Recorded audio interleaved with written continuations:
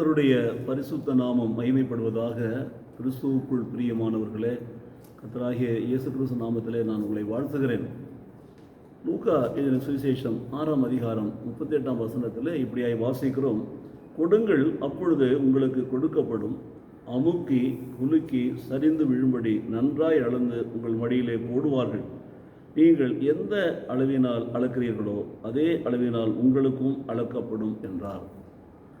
கொடுப்பதை குறித்து ஆண்டவராகிய இயேசு கிறிஸ்து மலை பிரசங்கத்தில் சொன்ன இந்த வார்த்தையை தான் இப்போது நாம் வாசித்து தியானிக்கிறோம்.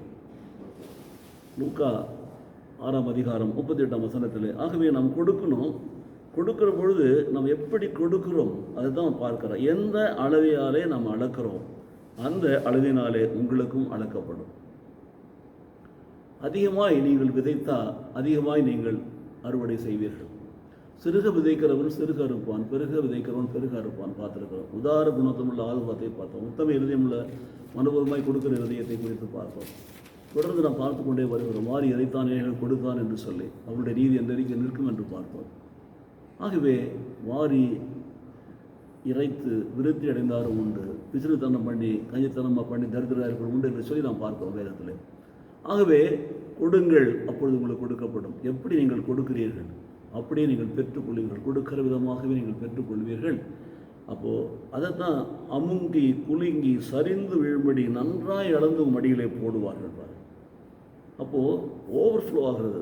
ஒரு மரக்கால் அளக்கிறாங்கன்னு சொல்லிட்டா, நீங்கள் தாராளமாய் கொடுக்கிற பொழுது அவர் திரும்பி அளக்கிறார் அல்லவா, அந்த மரக்காலில் கோபுரமாக கட்டி தானியம் நிரம்பி வழிகிறது.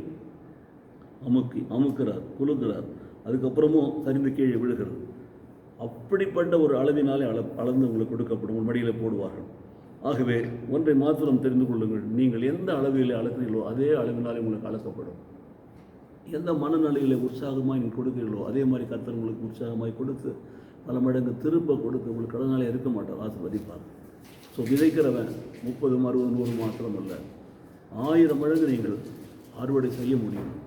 ஆவிக்குரிய வாழ்க்கையிலே பெருக முடியும். கர்த்தர் உங்களை ஆசீர்வதிப்பார். ஆகவே தாராளமாய் கொடுங்கள், உற்சாகமாய் கொடுங்கள், மனப்பூர்வமாய் கொடுங்கள், உதாரத்துவமாய் கொடுங்கள், உத்தம இருதயத்தோடு கொடுங்கள்.